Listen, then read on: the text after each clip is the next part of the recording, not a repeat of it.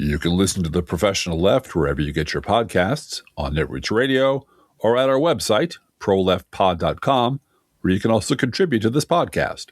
There's a PayPal button at our website, where you can mail us a letter and or contribution at P.O. Box 9133, Springfield, Illinois, 62791.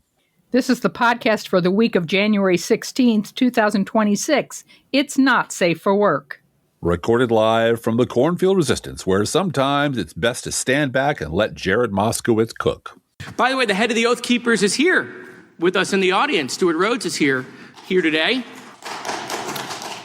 It's not every day, of course. Not every day, of course, you get to meet someone who was convicted of seditious conspiracy against the United States. Hasn't happened in 30 years. Of course, sitting in the front row in the reserved section, which is controlled by my colleagues across the aisle. Not sure why he's here. I don't know if he's here to tell us about the Oath Keepers' secret handshake or what treehouse they meet in or whether girls are allowed in. I've always wondered that about the Oath Keepers. But yeah, he's here. I mean, I don't know. You have any questions, my colleagues across the aisle, for the head of the Oath Keepers that's sitting in the reserved section of this hearing? I mean, he wasn't pardoned. He's still convicted of seditious conspiracy. Something you guys say didn't happen, right? If there wasn't an insurrection, I don't know how you get convicted of seditious conspiracy. It's The Professional Left with Driftglass and Blue Gal.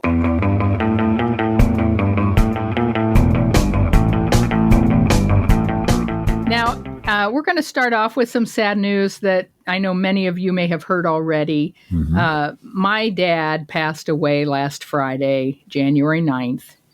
He had been in hospice. He had cancer. Fuck cancer, by the way. Mm-hmm. And I just want to thank everybody for kind words, words of support. You guys have been great. And, it was his time. My kids are dealing with it as well as can be expected. They will really miss their grumps. I'm so glad that as, young adults, they got to know their grandpa. Yeah. And I know he loved them like crazy. Yeah, I know that my sister had a different relationship with my grandfather than I did because she's 7 years older than me. Yeah. So she was sort of a youngish adult when they were kids, and I was just a little boy. So it's great that they got to know their grumps as young adults, and he really hit it off with them as a grown up. Yeah. And so that's pretty much all I have to say about him, except he was an artist, and so many things have happened this week. I know this happens a lot when you're thinking about someone all the time and missing them, that everything that comes across your desk reminds you of him. But it really has been a lot of weird coincidences. And, all of a sudden there's this, particularly around the 23rd Psalm, which I read on my knitting podcast on Sunday. Mm-hmm. In honor of my dad, who used that first verse, "The Lord is my shepherd." He wasn't a particularly religious person, but he used that first verse of the 23rd Psalm, "The Lord is my shepherd," when he was driving through blizzards in northwestern Pennsylvania, where we lived. Mm-hmm. And so I read the 23rd Psalm, and then the next day there's a Bible lesson that I listened to, and there was the 23rd Psalm in the Bible lesson. And, and then a New Yorker cartoon. I'm going through papers on my desk, and I'd printed out this New Yorker cartoon, months and months ago, and it pulls up, and it's one that reminded me of my dad. And it's just kind of on and on and on. And the reason I printed it out was that it reminded me of my dad. So it was just kind of over and over again, all these kind of reminders pop up and make me feel like, like I told one friend who did not know that he had passed. And she said, "How's your dad doing?" And I said, "He's great. He died last Friday." I mean, he's better now. Yeah. Better now. He's not in pain, not in hospice. My sisters and I agree. First thing he did was go to the bar and get a rye old fashioned and light up a cigarette up there in heaven. So, and then he went to see my mom after. So, And my dad passed away long ago. He passed away the day before Christmas Eve in 1993, and under very unfortunate circumstances, which I won't go into, but they were pretty awful. And he and I had a problematic relationship. My dad had a lot of flaws. He tried to do better than his parents did, which is all you can really ask of any parent. But I've always been grateful that I was getting a great father-in-law out of this marriage. Yeah, out of our marriage. Yeah, a really terrific father-in-law. Yeah, and he was first a little bit wary of me, as you might expect. Yeah, he out and out threatened you at a dinner where the two younger kids were there, and he asked both of them, "Is he treating you all right? Is he treating okay? Is he doing okay?" And I was on trial, and he very protective of his daughter, who he loved dearly, and his grandkids. And it was so funny because after that, they both came up to him and said, "Is Grandpa mad at Driftglass?" No.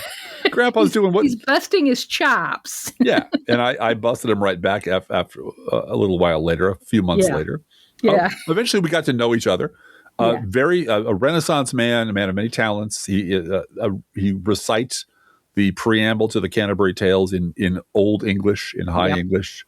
Yeah. Knew all about art, it was curious. It was curious about everything until the day he died.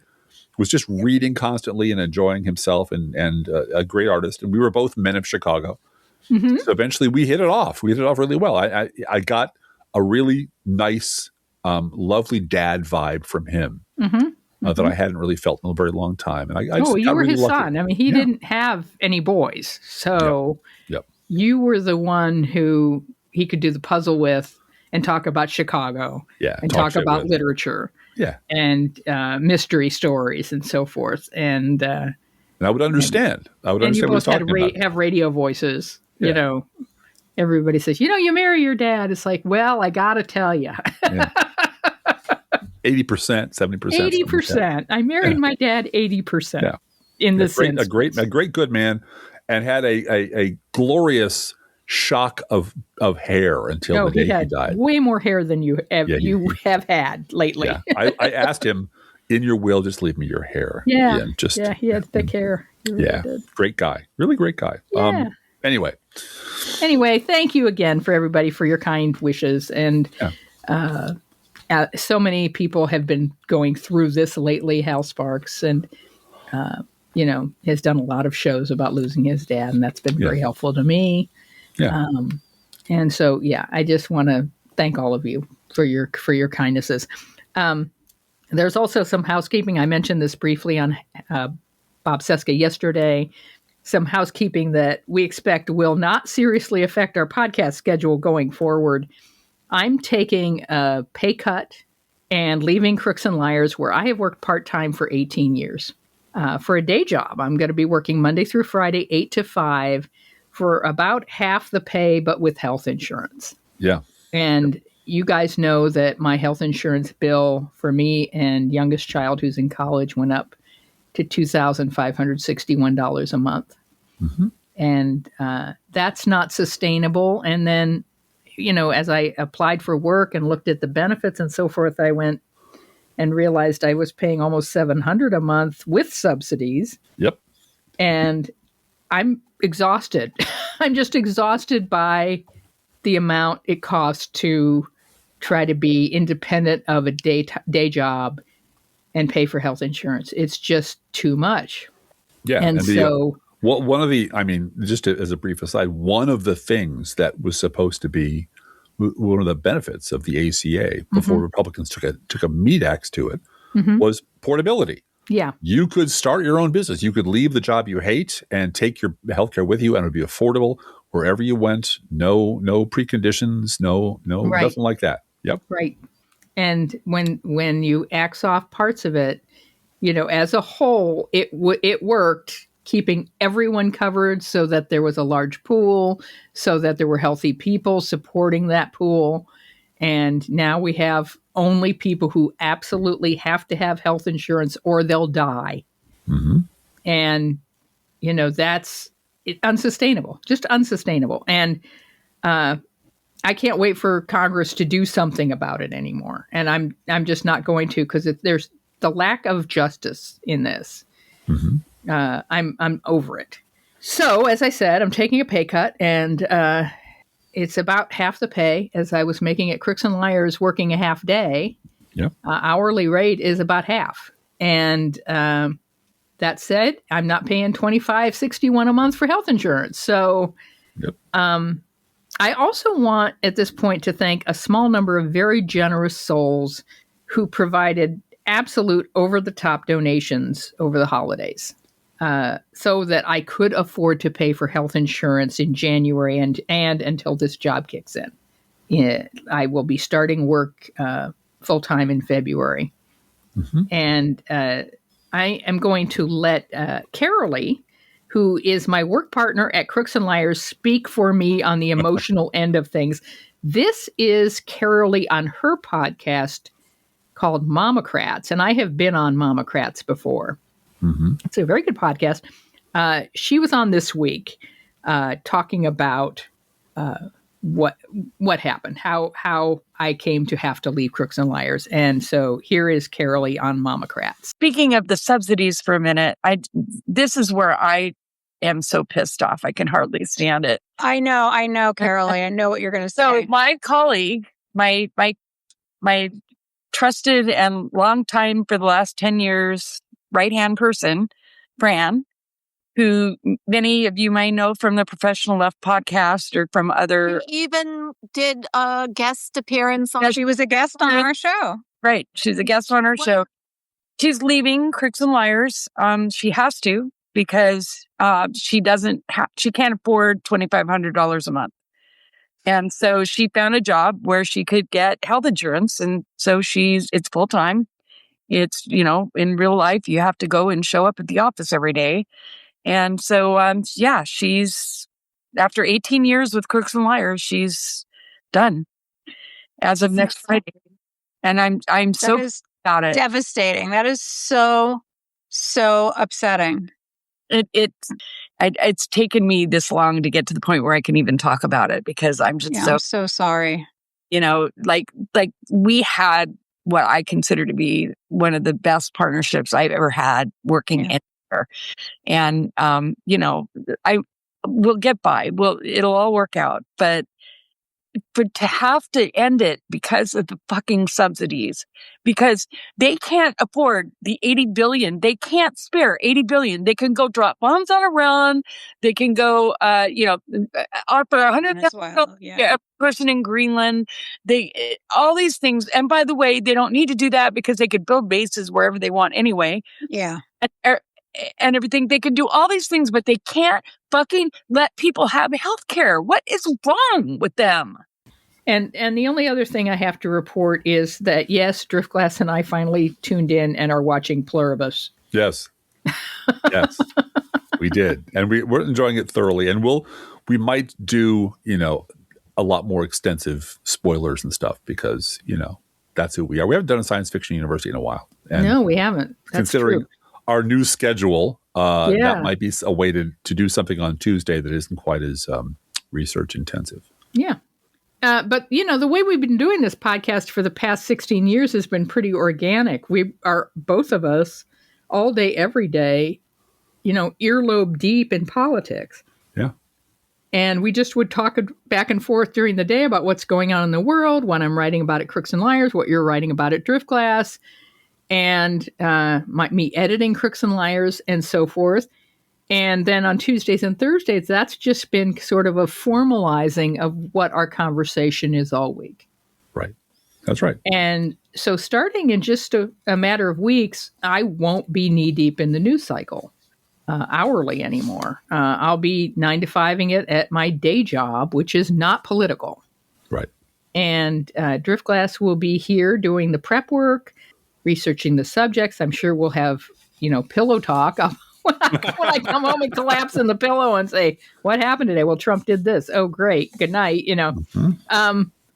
But he's going to have to, step up Driftglass and write about, do the notes as you always do and decide on topics. And I'm sure I'll have some input on that, but it is going to be a little different. Yes, it is. And you want to know how it's going to be different? It's going to be all David Brooks all the time, baby. No, it's not. Okay, it's going to be mostly David Brooks most of the time, baby. Okay, there'll be a mention every now and then, as there will be towards the end of this podcast, about something extraordinarily bad that rises That above the I usual. also observed. Yes. It wasn't just Driftglass. This is not Driftglass No. ruminating, right? No. Like I do. You know, we realize that this situation isn't optimal. Our household income is going to take a hit, but Republican fuckery has claimed a victim here. Yeah. And I'm not playing the victim in terms of feeling bad for myself. I'm grateful that I'm able to work. I'm grateful that I live in an area where there are jobs that I could take. And, you know, as you can tell from our doing this for 16 years, Driftglass and I are not afraid of hard work and long hours. We do this. You would be shocked to know what time it is right now. Yeah.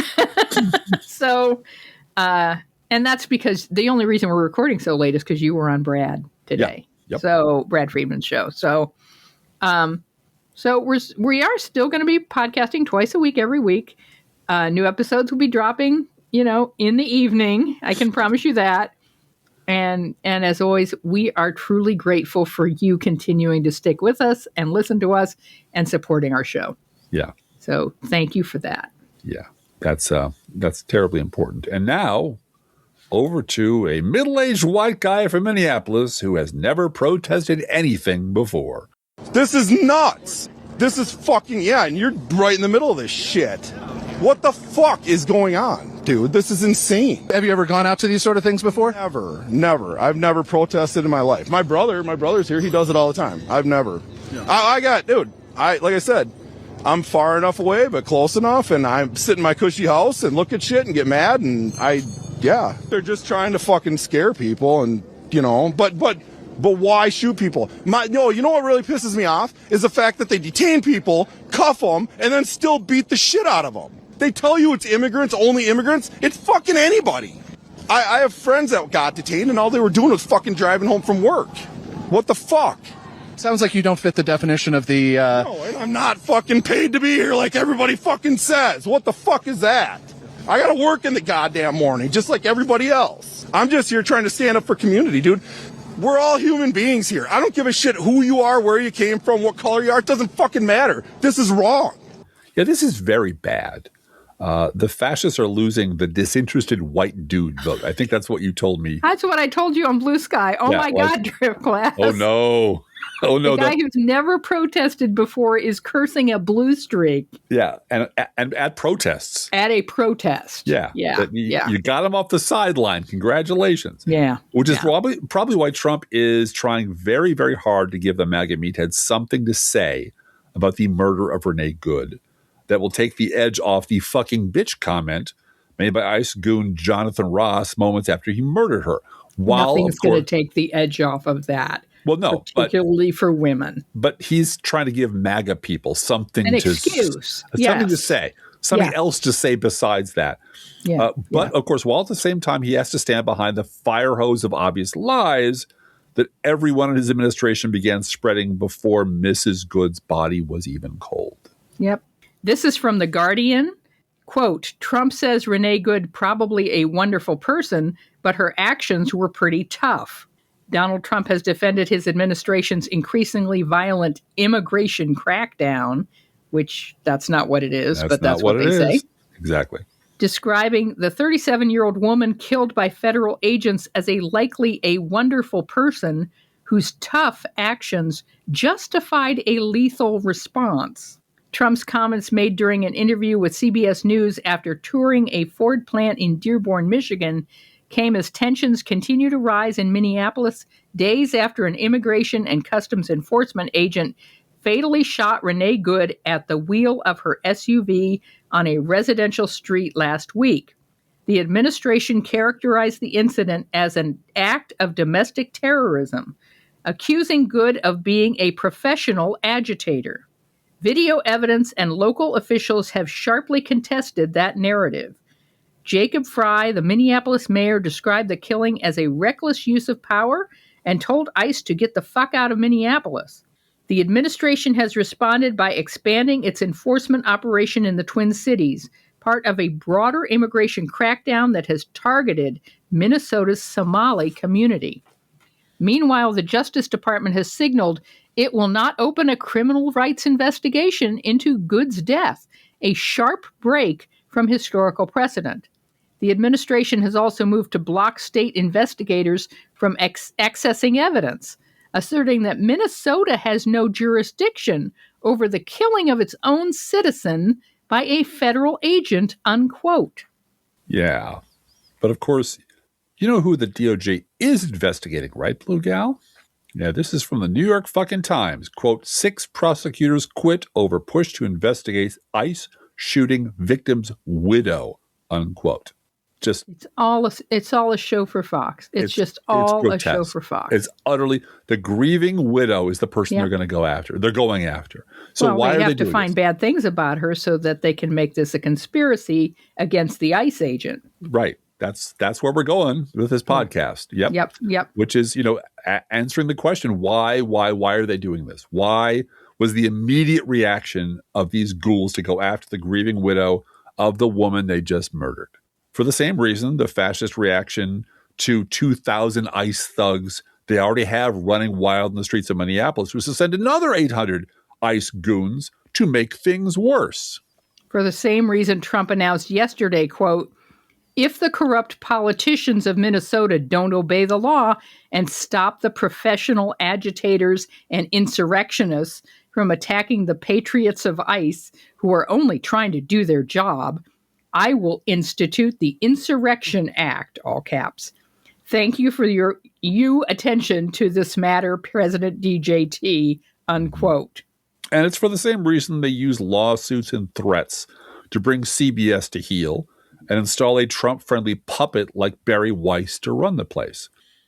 These are all the lies that MAGA goons have been hearing on hate radio and Fox News for decades, and that the legacy media, let's be very clear, has aggressively ignored. This is all this coming to fruition. For just a moment, we're going to ask you to put yourself in the headspace of the average MAGA idiot.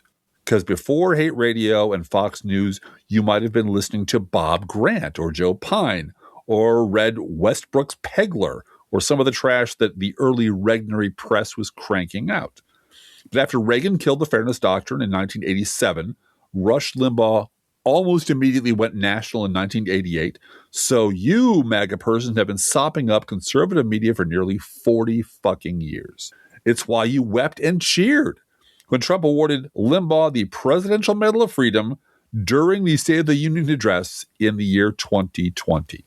So you've been soaking in right-wing media all that time, and over the voices you trusted have told you the same lies over and over again, 1,000,000 times. Everything about your life that sucks is because of a massive liberal conspiracy against you, and everyone is in on it. Minorities, immigrants, women who won't sleep with you, the liberal media, colleges, and of course, liberals themselves. Mm-hmm. They're baby-killing commies who hate America. They're basically all domestic terrorists. In fact, during the Iraq War, which you would much rather forget, every voice you heard on the right told you over and over again that the left was secretly in league with the terrorists. That's right. And if listeners, you lived through that, you know exactly what we're talking about. Because then comes the greatest mystery of your MAGA life. Based on all the terrible things you've been told about the liberal conspiracy, you've voted Republicans into office election after election. Republicans who went on your favorite programs and talked to your favorite people and agreed with them that the terrible liberal conspiracy was destroying America. Heck, you even remember this from the Associated Press from June 1992, from the previous century, Blue Gal. Quote, talk show host Limbaugh invited to White House. Bill Clinton and Ross Perot may be near regulars on television shows and call-in shows, but President Bush still has a few tricks up his sleeve when it comes to talk show relations. Last week, he had Rush Limbaugh, the conservative radio talk show host, to dinner at the White House and put him up for the evening in the Lincoln bedroom. Bush even carried Limbaugh's bag, despite a vigorous protest from the burly radio man. It was a thrill, said Limbaugh in a telephone interview from his New York studios. The Lincoln bedroom, that's for people like Winston Churchill, unquote. And yet, election after election, the Republicans who took your money and your vote and promised to destroy the liberal conspiracy did nothing. I mean, it's an irrefutable fact that Barack Hussein Obama was a communist sleeper cell who wasn't even born here. Obama spent 8 years destroying America. And yet, Republicans never even impeached him, not once, Driftglass. Not even once. Has there ever been a greater betrayal? I mean, think of all those vacations in Hawaii that he took. All in history, has there ever been a greater betrayal, Blue Gal? I don't think so. No. As Shakespeare wrote in Hamlet, Act 3, Scene 2, it out-Herods Herod. Except the wingnuts we are imagining have never seen Hamlet. No. They'll never see Hamlet, Driftglass. No. And they think anyone who sees Hamlet is super gay, Driftglass. Yes. Then along comes Trump, who has also never seen Hamlet. No. And now Trump is running always on the Vote for Pedro platform. If you vote for me, all of your wildest dreams will come true. Or to be more accurate, the Vote for Pedo platform. Vote for Pedo. And what Trump and his henchmen are doing is exactly that. They're in the process of actualizing or materializing all the lies the MAGA meatheads believe to be true. Since immigrants are destroying America, ICE is not merely justified in everything they do. They're patriots in the front lines of the war to take America back, Blue Gal. Yeah, since Renee Good was a domestic terrorist. I can't even say it. A domestic terrorist who not only stood in the way of these patriots doing their duty, blah, blah, blah, blah, blah. Blah, blah, blah, blah.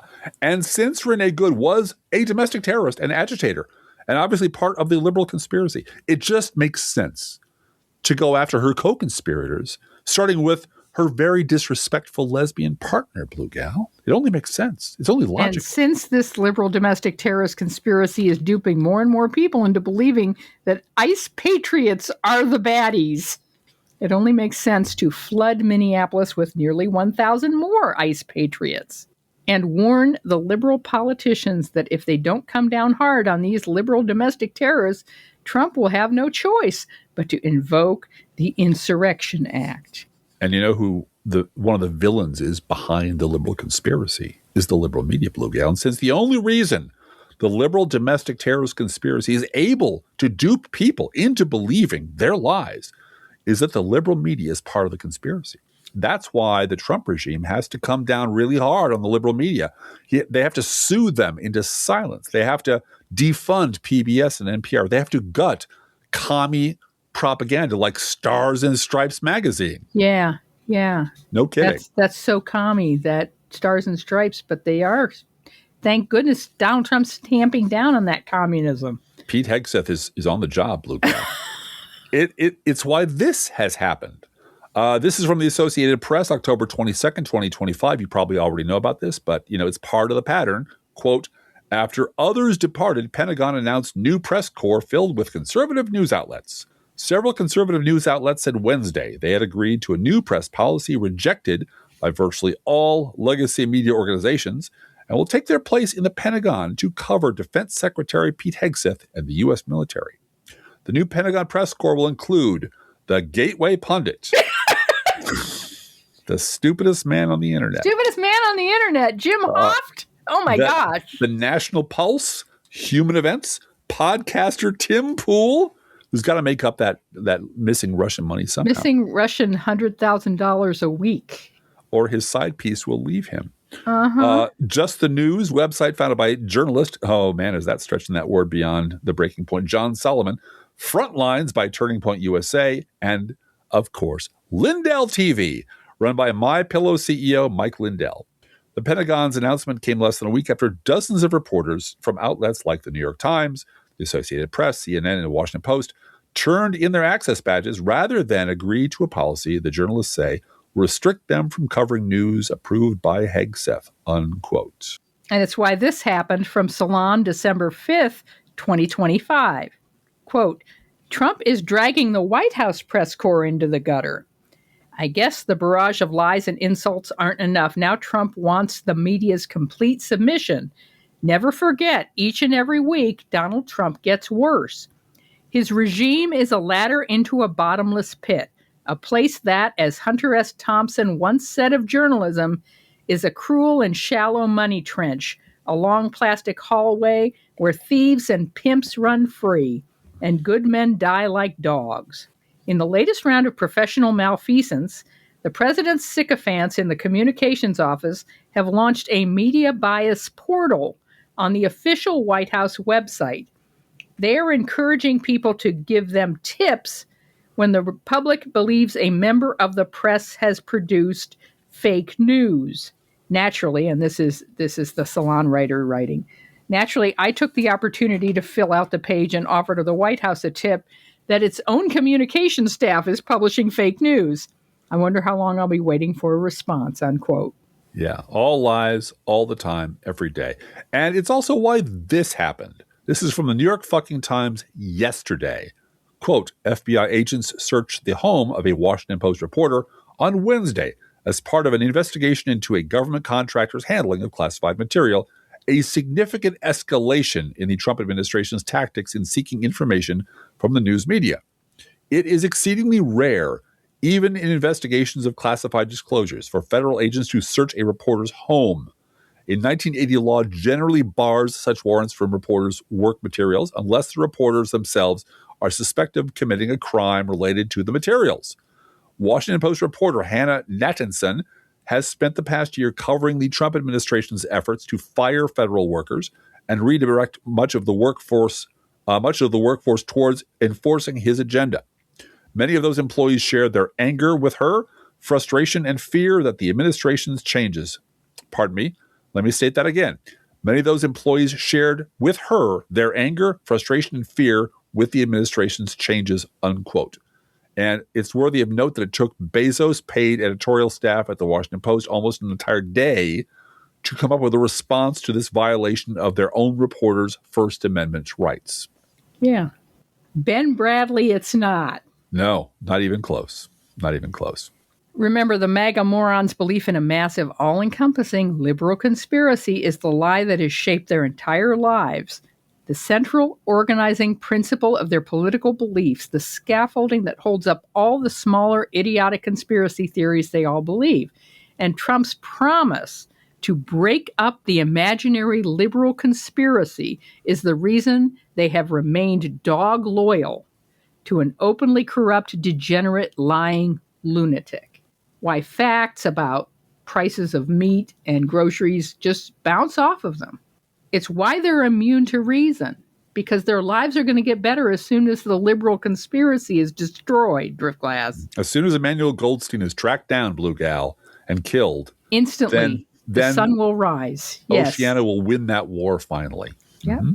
It's why back in July this happened from ABC News. Quote, days after President Donald Trump posted an AI-generated fake video showing former President Barack Obama's arrest on his social media platform, the current president pushed conspiracy theories about Obama in the Oval Office on Tuesday, accusing him of treason without providing evidence regarding the 2016 presidential election. That was like a one-day story. Yeah. Yeah. The president of the United States accusing the former president with no evidence at all because he's a fucking liar, of treason from the Oval Office. Yeah. They tried to rig the election and they got caught. And there should be very severe consequences for that. That's just pure projection. But Trump told reporters on Tuesday, unquote, one-day story. Yeah. And it's why this happened just this week. From ABC News, quote, House Oversight Committee Chairman James Comer said on Wednesday the panel plans to move forward with contempt of Congress proceedings against former Secretary of State Hillary Clinton after she defied a subpoena for a deposition as part of the panel's probe into convicted sex offender Jeffrey Epstein. It comes a day after Comer, a Republican, said the committee plans to hold former President Bill Clinton in contempt of Congress as well after he refused to appear for a scheduled deposition. Comer said the committee will vote next Wednesday on whether to hold the Clintons in contempt of Congress, unquote. It's why they're coming for the Fed chair, Jerome Powell. It's why they're coming for everyone who isn't them. It's why the America First No More Wars mopes are all in on the conquest of Venezuela, because to them, that's not a war at all. Because, damn it, that's our oil and our hemisphere. We're just taking back what was stolen from us. Yeah, just doing the right thing. Just like in Minnesota. That's all they're doing is doing the right thing to save America. No, but Fox News was all day today saying, this isn't happening in Texas and Florida. Yeah. Yeah, because you don't have 2,000 ICE agents invading. Can you imagine if Obama sent 2,000 ICE agents to Texas? They'd all be dead. Right. I think I try not to get tripped up in the idea of hypocrisy and what if Obama did it. Yeah, I know. Because I know we don't play that game. Well, anymore. it's because their brains aren't wired that way. They just don't see it. They don't see it. If they do it, it's okay. If we do it, it's not. Yeah. If their cult believes anything they do, including murdering innocent citizens on the street in front of cameras, it either never happened or is fully justified. And you can't reason with these people because they're not really people anymore. They're reprogrammable meatbags. 35 to 38%, that Sarah Palin floor is just gone. Yeah, they're gone. And you can't reason with them. You can take them out of public life. You can make sure they never get near power ever again, but you can't reason with them. And they're going to be this way till the day they die. There just isn't any way to pretend otherwise anymore.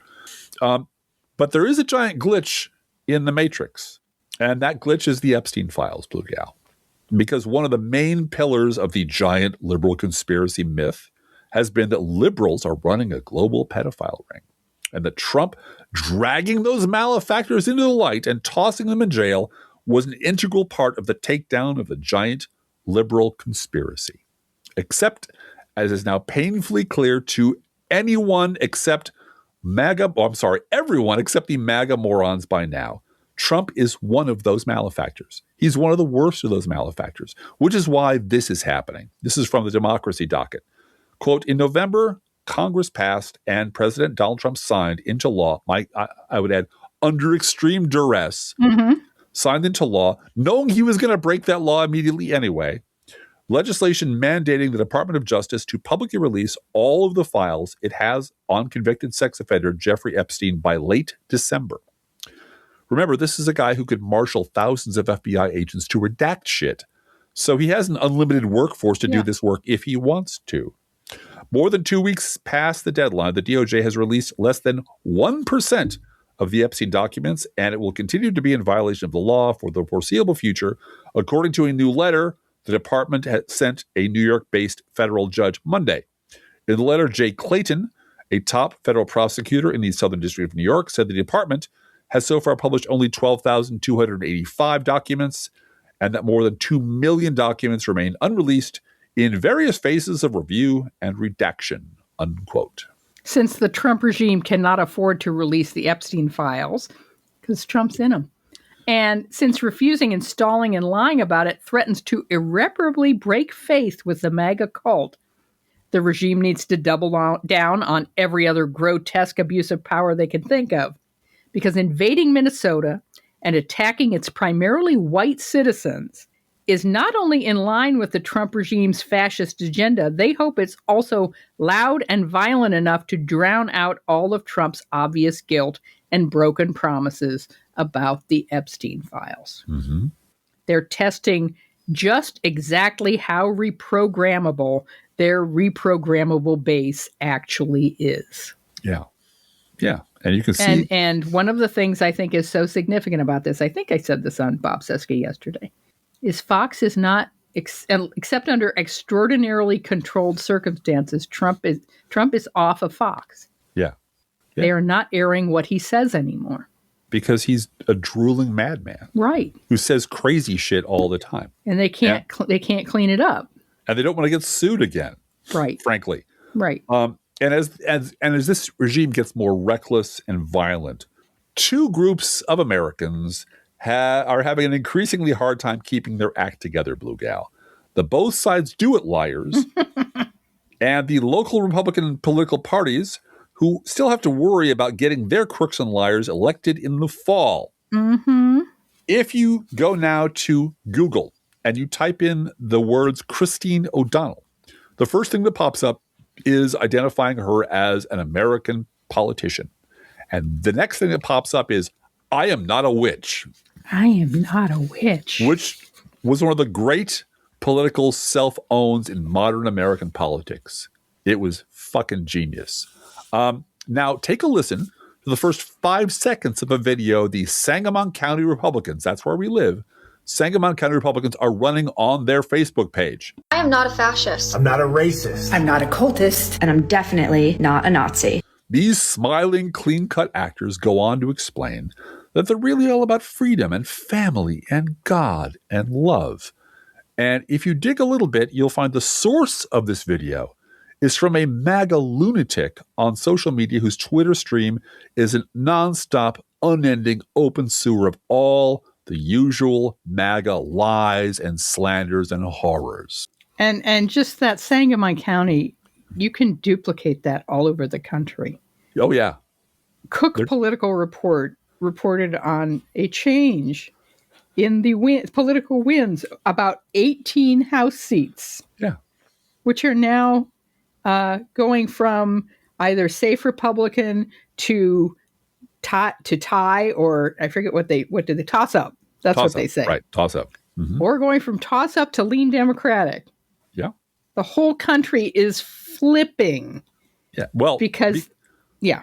Almost the whole country. There's a whole bunch of people who only watch Fox News. Yeah. And the 38, the Sarah Palin floor is not budging. Right. But that can not hold together a Senate seat if everybody else turns out. Right. The disinterested white guy. Yeah. The disinterested who sits at home most of the time. My brother goes out and protests, but I usually don't. Yeah. I've never been out before. Wow. Yeah. Now he's mad as hell. Mm-hmm.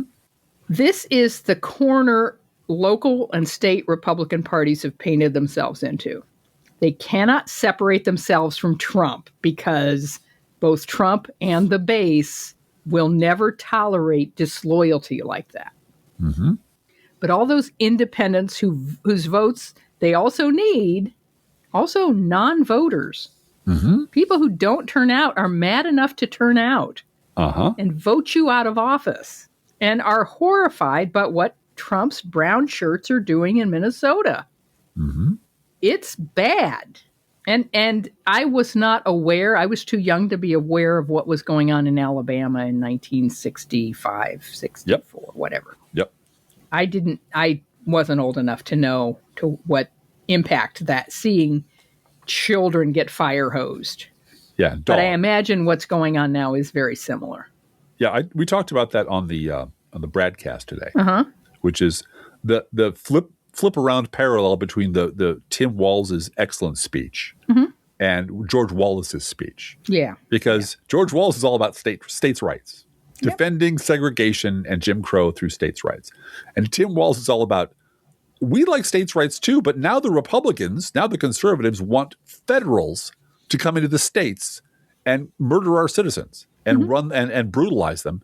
And that ain't true. But that's not the way it's supposed to be. Right. But we also talked about the fact that all those, what the civil rights movement needed and valued and gambled they would get and did get are news network cameras. Yep. From the North coming south to film for a wider audience, children getting fire hosed, men in suits having dogs attack them. And ironically, CBS News. Yeah. And these goons, these brown shirts in police hats and billy clubs, just beating the shit out of well-dressed, church-going, polite people who just wanted to vote. And people in the North who either didn't want to know about that or didn't know about it were suddenly horrified. Yeah. That this is going on in my country. This is happening. Wait a minute. Now in this country, this is going on. Yeah. And that's when things started to change. And the same thing is happening, even though CBS is now in the hands of a scumbag like Barry Weiss. Yeah. News is getting around. That the brown because we have cameras on our phones. Yes, we do. And we're going to talk a little bit more about that in a minute. Yeah. But yes, they are testing these brown shirts, and Trump and all of them are testing, just how exactly their reprogrammable base actually is. Yeah. So local and state Republican parties are hurting real bad right now, which is real good for democracy. The other group that's hurting real bad right now is the cult of both sides do it. And so before it disappears down the memory hole, I want to once again point the finger of accusation at PBS NewsHour just last Friday. I watched this with you, and I don't imagine that you get stunned the way I was stunned. No, but I was stunned. Yeah, it was amazing. Mm-hmm. It was such a brainwashed reaction. Yep. It was something like out of the Manchurian Candidate. Mm-hmm. You know, you ask David Brooks what he thinks, and he thinks both sides are the greatest, most noble, kindest thing I've ever seen. He's a fucking robot, and he's been writing the same column, as we pointed out a million times, the same goddamn column over and over again for 24 years. But he absolutely bent himself into 14 pretzels. He did. To not say what he thought of the video of Mrs. Good being shot. He was not going to take a side. And he clearly researched what he was going to say. Yeah. Because he didn't say, I'm not taking a side. He started with, y'all might not remember, but back in 1951, there was this football game that was filmed. And the footage was shown to both teams afterwards. It's like he had to go way the fuck out in the middle of nowhere to find this example to justify what was coming up. And you could see his partner, Jonathan Capehart. I still think if Mark Shields had been there, Mark Shields would have come across the table and slapped the shit out of him. Yeah. But Jonathan Capehart sat there because he wears the PBS leash, and you can't say David Brooks is a lying sack of shit or you won't be invited back next week. So he sat there, eyes bugging out of his head. Yeah. But and almost fist. He almost made a fist. Yes. How the fuck do you? And then he had to say, "Well, as a black man in America, right?" And then talk about an adjacent subject, but not the subject at hand. The question was very simple: what do you think about this shooting in Minnesota? And Brooks says, "Well, there was this film in 1951, this football game, and the two teams, the college teams involved, were both shown the film, and each one thought the other one got the breaks from the refs. So everything is political." No matter what you look at, you're always viewing the political lens. All my Trump people in my feed, my Trump friends all saw one thing, but all of my non-Trump friends saw something else. So it's all politics. It's all people just see what they want to see through the lens of their politics. So I, being the man in the middle, being Mr. Both Sides, being Mr. Centrist, Mr. Above it all, and I'm going to reserve judgment about what I think I saw until I don't know, the DOJ exonerates this asshole and prosecutes the widow or whatever the fuck it was. But it was really peak cult behavior. And I know we've driven this home 100 times already, but I'm going to do 101st, which is there are two cults operating in this country. Mm-hmm. One is the MAGA cult, which is destructive and openly vicious and ruinous and fascistic. But the other cult, which is just as bad in its own way, is the David Brooks cult, and both sides do it. Yep. Because no matter what, and I don't need to write anything more about David Brooks because my thesis has been for 20 years I've been writing about it. No matter what atrocity you put in front of David Brooks and make him look at, he will blame both sides or say that both sides are seeing different things and who really knows. This was the test. Yeah. And he came through with flying colors. He is exactly the craven, politically vicious, secretly right-wing asshole he has always been. And will always be until the day he dies. The difference is he gets to write for the New York Times and be on PBS. He paid a lot of money to be on the PBS NewsHour. PBS, NPR, The Atlantic, New York Times, Schulzberger family pet. He's been there for 22 years, 23 years.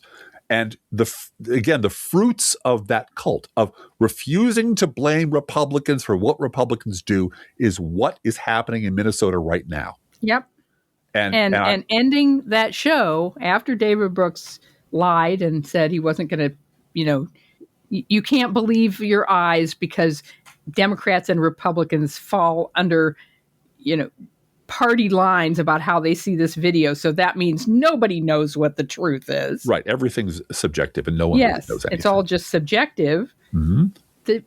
That PBS show ended with, we have budget cuts and we're ending our weekend coverage. Right. They paid David Brooks to be there. Yep. And say that shit. Uh-huh.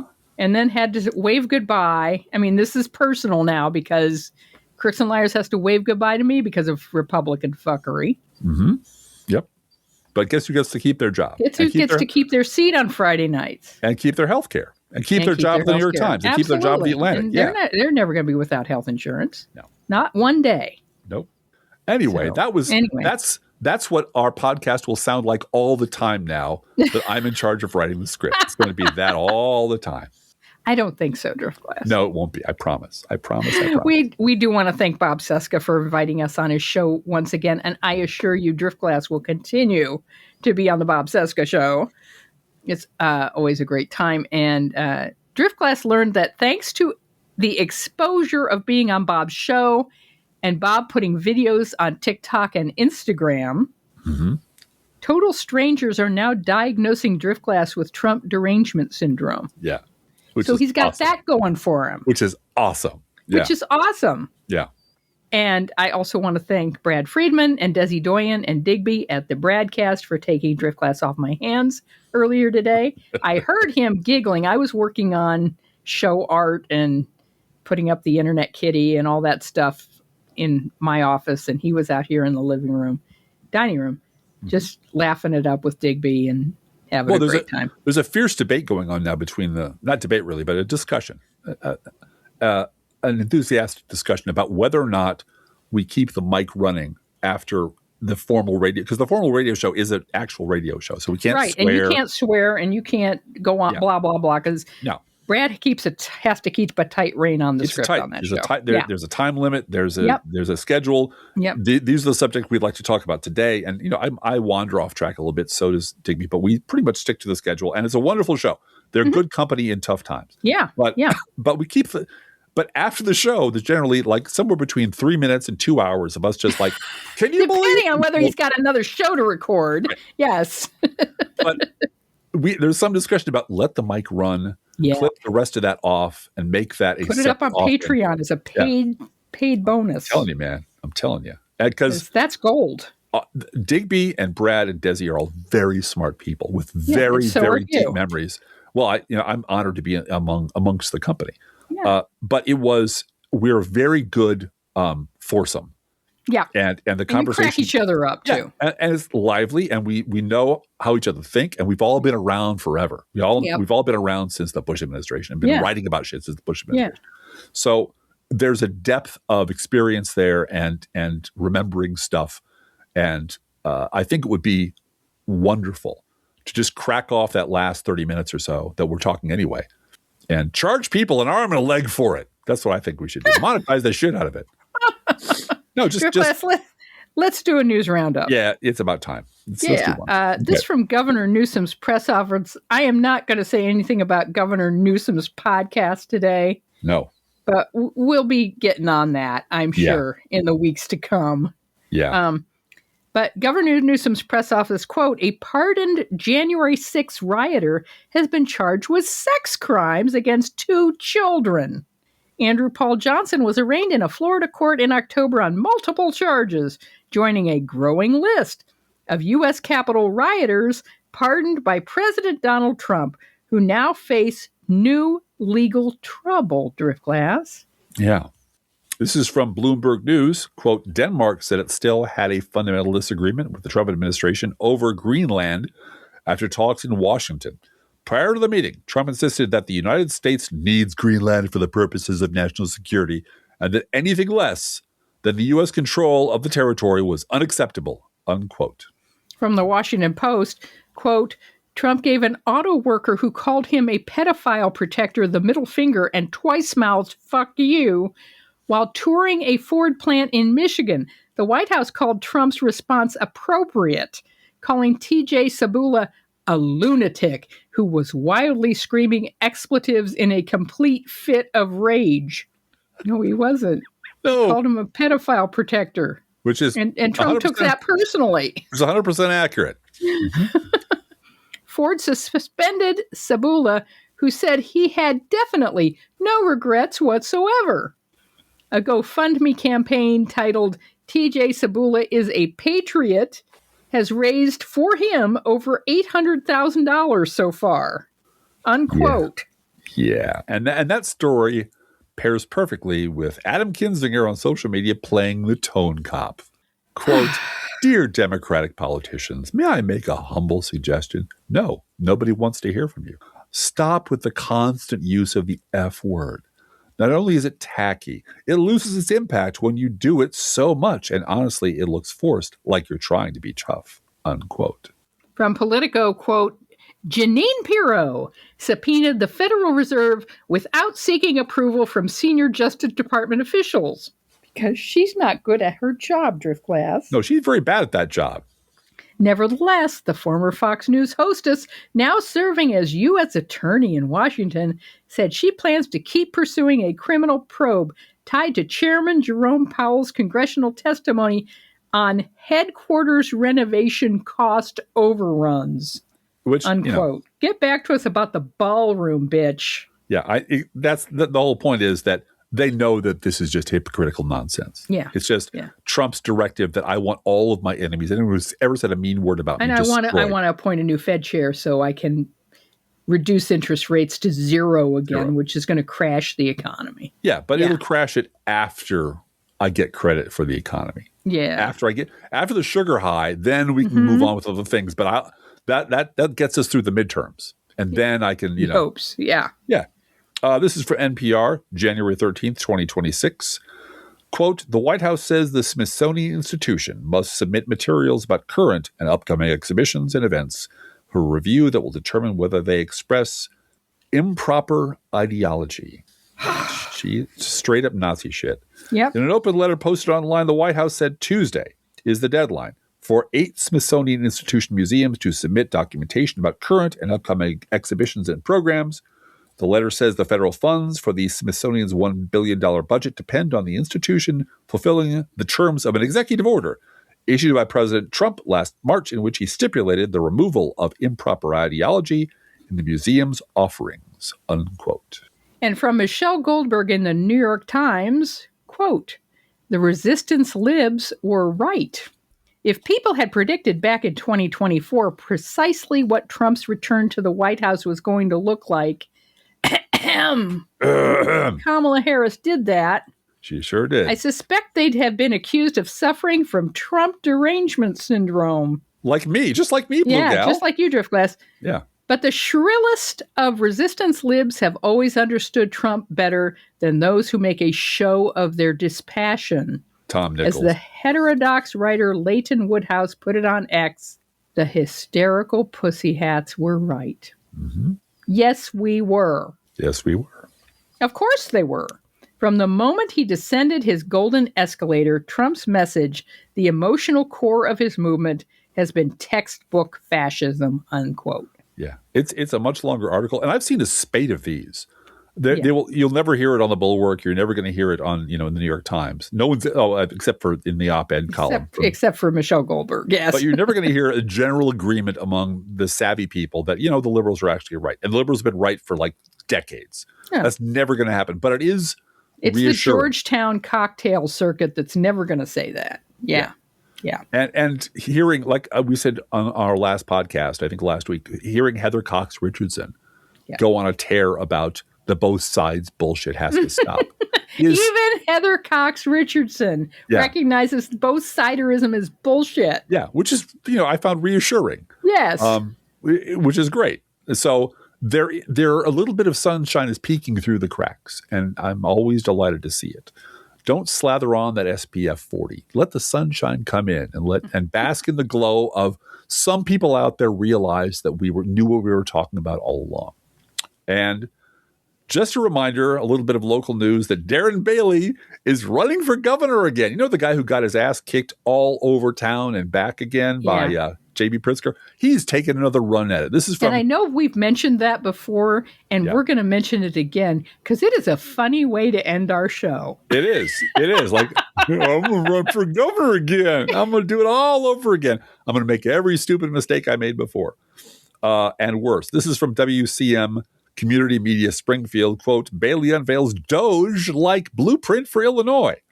Republican candidate for Governor Darren Bailey is modeling his blueprint for Illinois on the Department of Government Efficiency implemented by President Donald Trump, the very popular Doge program, and Elon Musk, by President Donald Trump and Elon Musk. Bailey announced the plan on Thursday in front of the governor's office at the Illinois State Capitol along with his running mate, Aaron Del Mar, which I swear should be Aaron Del Mar-a-Lago because it should be. Yeah. It's just too perfect.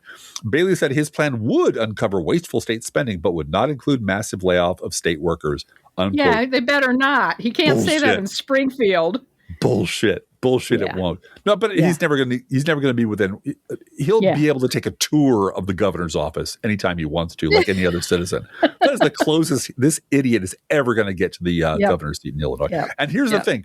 Every Republican in Illinois knows it. Everyone knows it. They know they're fucked. He's falling on a sword for his party and for his ego. Yes. Well, I'm seeing people putting up billboards in Mary Miller's district. Oh, yeah. And that's like a Republican plus 900. Yeah. Because that's where they all, and still people are like, you know what? We got a shot. We might be able to take her down. We got a shot because she's awful. And all the shit that she wants to do and that she talks about, all the horror. And she can't quit Trump now. No. And she can't shut up about it. Yeah. And guess what? Lash her to the ice goons and watch her sink. That's my advice. Anyway. Hey, each week we post to our Patreon page and website an Internet Kitty sent in by you, the listeners. We could use it for a few more Internet Kitties, people. We could. I'm just saying. Although we do have one on the back burner that is a new family member. Oh, yeah. Well, we've had Penelope on as Internet Kitty already. I know, but Penelope is deserves is evergreen, huh? Yes, that's right. Penelope is middle child's kitty. Yeah. But this week's Internet Kitty Driftglass is Fred. Yeah. Fred is 15 years old and still getting by on his looks, Driftglass. Yeah. Fred avoids large crowds, is 100% loyal and dependable, but he is not a pick-me-up and squeeze-me kitty. He has lots of dignity and love for warm spaces. And of course, Fred eats freshly poured cat food, our fake sponsor. Whether you serve pet store perfection or dollar store dreck, your kitty will insist on the privilege that their feline status requires and demand that the food they eat is only freshly poured. Freshly poured, oh my Lord, it's freshly poured. And you can visit Fred. He is a handsome elder cat at our Patreon page, patreon.com/proleftpod, or our website, proleftpod.com. And you can send your Internet Kitty dog or other pet to us at our email address, proleftpodcast@gmail.com, subject line Internet Kitty.